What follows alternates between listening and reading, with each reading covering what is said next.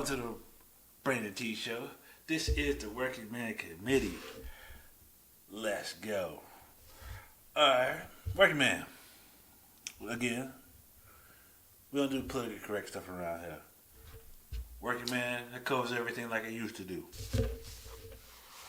Alright, let's get started here. Working Man, we got some issues. We might have to change up our diet a little bit. I know you're like, Brandon T, what do you mean changing my diet? I like to eat what I like to eat. Well, might not happen this year, homie. So check it out. Alaska snow crab season is canceled. Yes. As officials investigate the disappearance of an estimated 1 billion crabs. And it has implications on a lot of things.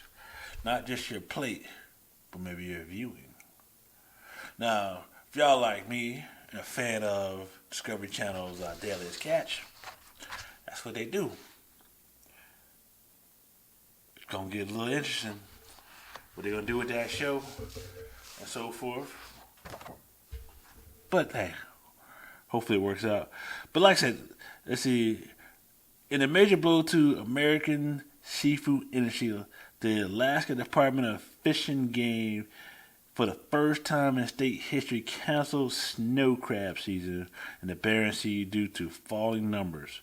While restaurant menus will suffer, scientists worry that the sudden population plunge means for the health of the Arctic ecosystem. Oh, this is going to be bigger than what they think now. An estimated 1 billion crab have mysteriously disappeared in 2 years. The state official says it makes a 90% drop in population. Where'd they go? Did they run north to get colder water, they ask? Or did they just leave? Or did they die off?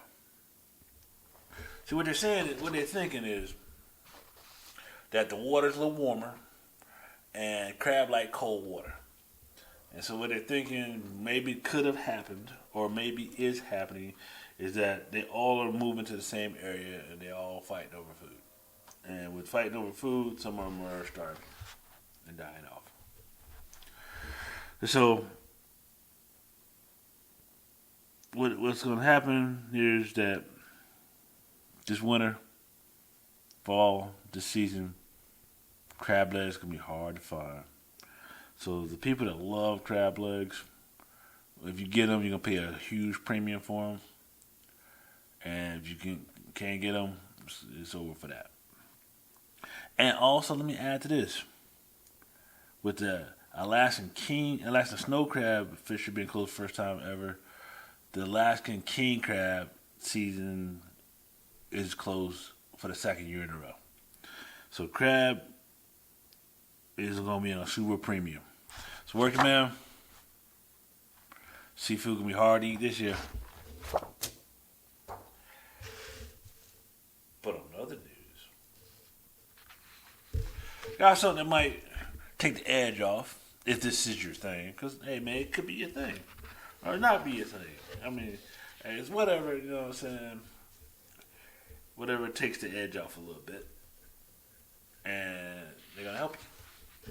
So Uber Eats will start delivering marijuana for the first time on Monday, which is today's Monday. So today.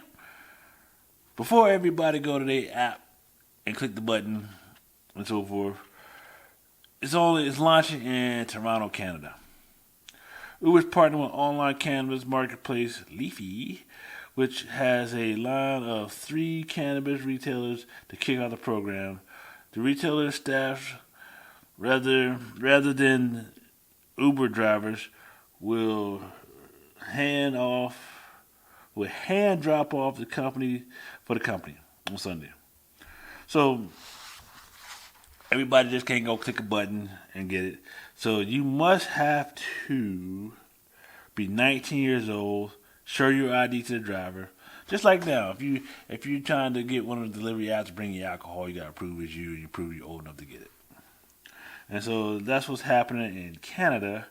So hey, maybe that'll take the edge off of not being able to have crab legs this year. So it looks like as legalization of cannabis and marijuana happens, more and more of these companies, these delivery companies, ride sharing companies, running food companies, and all those concierge type deals start bringing marijuana right to your door. But if you're in an area that already does that, rock on. All right. Ooh. I saw this story here, and I was debating whether to bring it to you or not. Because it's not necessarily a brand new story, but it's a story that's interesting in all of this. So, why not? I'm going to get it to you. Jill Biden lashed out at White House staffer for not stopping Joe's solo presser. Yes.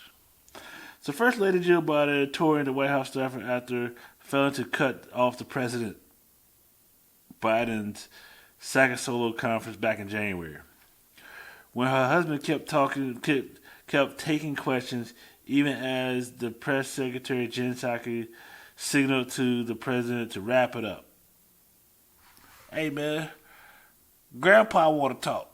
Papa is not going to be shut up. Following the presser, which went for about 2 hours, Jill popped into the meeting of the top White House officials who were refreshing the president's performance to the New York Times. She pointedly asked the group, which included the president, why nobody stepped into to stop it. According to the person who was in the room, the outlet says, where was the person she demanded who was supposed to end the press conference? Now hold up, Jill. Anybody vote for you? Well, ain't nobody really vote for Biden directly anyway. This is one of the things, you know what I'm saying? You got enough of those. Trump's behavior is too much for me to handle, and I can't do that. Voted for him in. And she's like, why ain't y'all managing Papa better? Come on, Jill. That's a bad look. Bad look.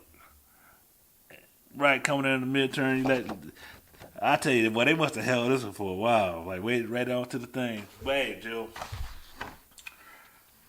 Hey, I'm with you. I know you would have stopped Papa from rambling on, talking about nothing. I know. All right. Let's go on to our final stories. Would it been just football Sunday? Let's talk about some things. Can we talk about some things? For my sports fans out there, let's talk about it. So, New England Patriots. For all my New England Patriots fans out there, y'all have won 2 straight games with Zappe. Bailey Zappe at quarterback. Now, a question I ask, Bailey Zappe, for the record, I'm not really a Patriots fan, but I peek over there. And Matt Jones has not played that well. Matt Jones last year, he's a rookie. What do you expect? He's a rookie. Now this year, he's not a rookie. He's a sophomore year. He's not looking that well. A lot of short passes, hope to get yards after the catch. But now Zappe was pushing the ball for 2 straight games. And like I tell people, when you start looking at quarterbacks that come from like these schools that recruit very well, like Alabama, USC, and Miami and Florida State, you can have a super average quarterback look like a star. And I think that's what's happening here with Matt Jones. So Zappe, I could see happening there. The same thing that happened to Drew Bledsoe. Even though I'm not calling Matt Jones Drew Bledsoe, because Drew Bledsoe is better than Matt Jones. And I don't know if I'm calling Zappe Tom Brady, but Zappe looks pretty good. So we go with that. In another story, we have the Philadelphia Eagles and the Cowboys. The Cooper Rush thing was like, hey, we just keep Cooper Rush in there. We're going undefeated. Cooper Rush, Cooper Rush. And now we see Cooper Rush has turned back into the backup quarterback, and Philly takes that game again. Well, we'll see what happens that week. I guess probably Dak's finger's going to be all ready to go. And the last story I got to hit, the Carolina Panthers. Fired Matt Rule, which was 2 years too late, but they did it. But that team, my team, that team is in a way that, well, it's going to take a lot to turn it back around. I don't think that we're going to be able to turn it around this year. And so then that turns into what happens with our interim coach, Steve Wilks. And I can see that with the situation he's put in now, trying to come back behind Matt Rules, not knowing what the hell he doing, and set the team as what it is, we might be in trouble. But anyway, I must say, and I'll let that be it. This has been the Brandon T Show with a working man committee. See you next time. Peace.